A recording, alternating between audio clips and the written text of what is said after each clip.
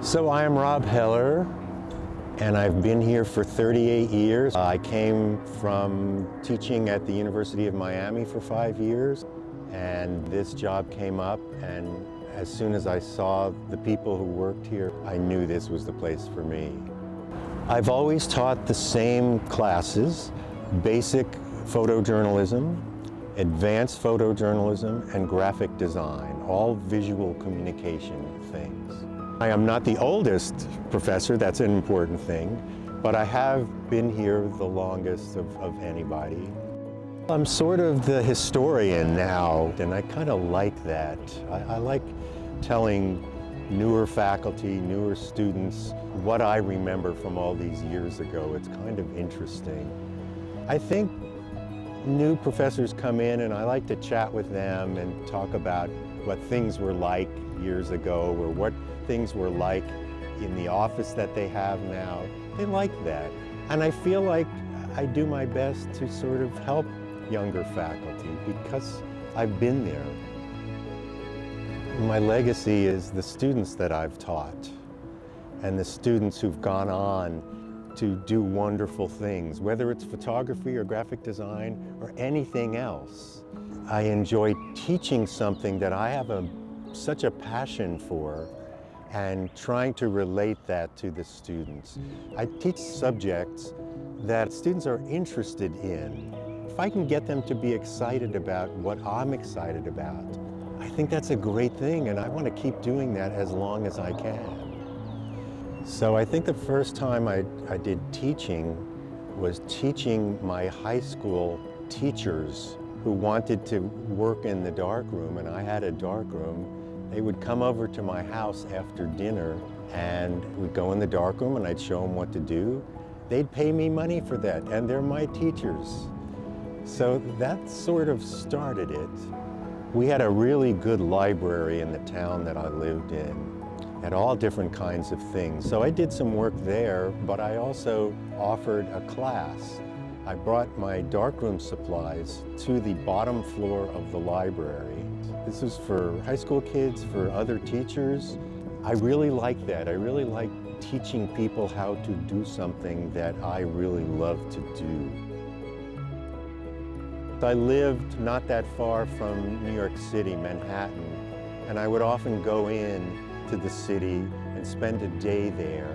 And one of the things that interested me was a giant art supply store, and I saw these sheets of letters, and it just made it interesting in that I could be a typographer, I could be a graphic designer, because I had this tool of rubbing a letter on a sheet of paper and it looked professional already.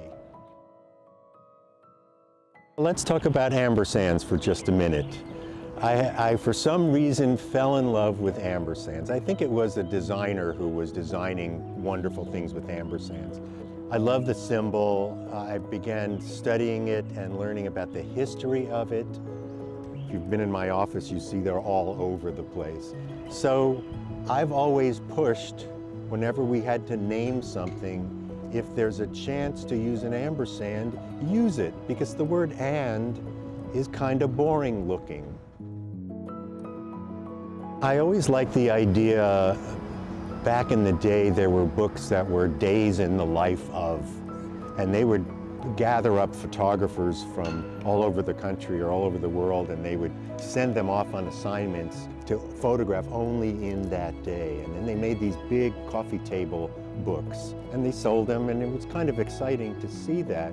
So I took that and I created an assignment for my advanced students, but we did a day in the life of UT, and that worked out really well. There was an adjunct professor teaching with us, and he was the head of the newspaper in La Follette, and when I said I'd like to do this project, he immediately said, "You're coming to La Follette." And they gave us a section of their newspaper for our student photographs. Most of the students I've had in that class, or not all of them, are thinking about being professional journalists. But when they see their pictures in the paper, that's the most exciting thing in the world. It's a very exciting thing to have your picture in the paper. And every single student I've been in touch with over the years have said, this is the best experience I've had in all my 4 years of college.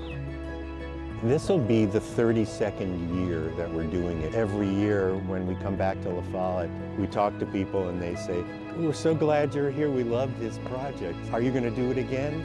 They really get so much out of it. It's just wonderful. I think a good time maybe to end this would be when we have a book published, and we're getting very close to that. I'll let whoever comes after me create their own project, and that could be wonderful too. I'm not trying to be selfish, but I am trying to be selfish. A project that I started before I got here and became the most important work that I've ever done was photographing Holocaust survivors. I started doing that in the early 1980s in Miami. I was able to talk to survivors and tell their story and include a portrait of them.